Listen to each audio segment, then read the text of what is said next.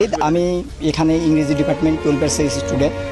তো আমাদের এখানে যে ঝামেলাটা হয়েছে, এখানে অ্যাকচুয়ালি আমাদের কর্মসূচি ছিল অবস্থান কর্মসূচি। আমাদের উদ্দেশ্য ছিল আমরা মডার্নে গিয়ে অবস্থান করব, কিন্তু আমাদের যে এখানে ছাত্র সংগঠন আছে তারা আমাদের আগেতেই জানিয়ে দিয়েছিল যে অবস্থান, ছাত্রলীগ ছিল এখানে।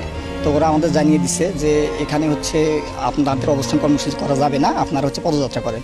আমরা সেটাতে একমত হয়ে আমরা এখানে পদযাত্রা করার জন্য ইচ্ছুক ছিলাম, কিন্তু তারা পরবর্তীতে আমাদের আরও ফোর্স করে আমাদের যে সবার সাথে কথা ছিল আমরা হচ্ছে পদযাত্রা করে চলে আসব।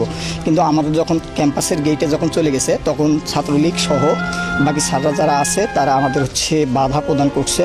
স্যাররা অ্যাকচুয়ালি যখন সামনে আছে তখন পিছন থেকে এবং তাদের যারা তৃতীয় পক্ষ ছিল তারা স্যারের ওপর আক্রমণ করে সেই দায় আমাদের সাধারণ শিক্ষার্থীদের উপর চাপানোর চেষ্টা করছে।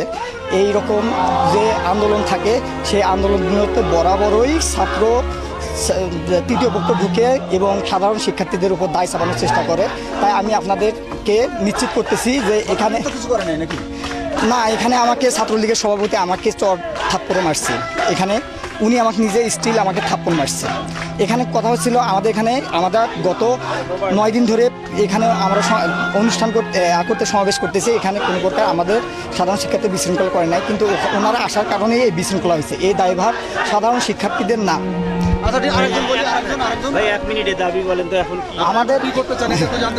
আমাদের দাবি আমরা এখন বর্তমানে এক দফাতে পৌঁছাইছি, সেটা হচ্ছে সকল প্রকার অযৌক্তিক কোটাগুলো, বৈষম্যমূলক কোটাগুলোকে দূর করে প্রথম থেকে চতুর্থ শ্রেণী পর্যন্ত যথাযথ কোটা সংস্কার করা। আর এখানে আমাদের হচ্ছে বিচার বিভাগের সাথে আমাদের কোনো সম্পর্ক না, আমাদের সম্পর্ক হচ্ছে নির্বাহী বিভাগের কাছে।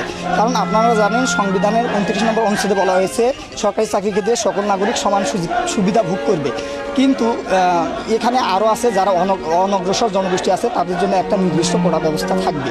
এটা কোটা ব্যবস্থা কিছু সংখ্যক অনগ্রসর জনগোষ্ঠীর জন্য এটা সাংবিধানিক অধিকার, কিন্তু 18 পরিবর্তে যেটা করা হয়েছিল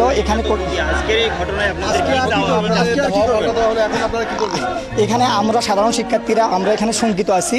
তো আমরা চাচ্ছি সাধারণ শিক্ষার্থীরা চাচ্ছি যাতে আমাদের এই ব্যাপারে আমাদের পরবর্তীতে কোনো সমস্যা না হয়।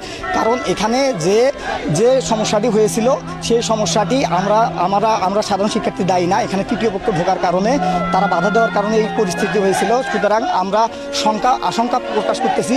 সুতরাং আমাদের আশঙ্কায় সারা বাংলাদেশের শিক্ষার্থীরা একমত প্রকাশ করবে বলে আমি আশা করি। সর্বশেষ খবর পেতে আমাদের নিউজ বাংলা ইউটিউব চ্যানেলটি সাবস্ক্রাইব করুন, ফলো করুন newsbangla.net ফেসবুক পেজটি এবং ভিজিট করুন newsbangla2563.blogspot.com ওয়েবসাইটটি।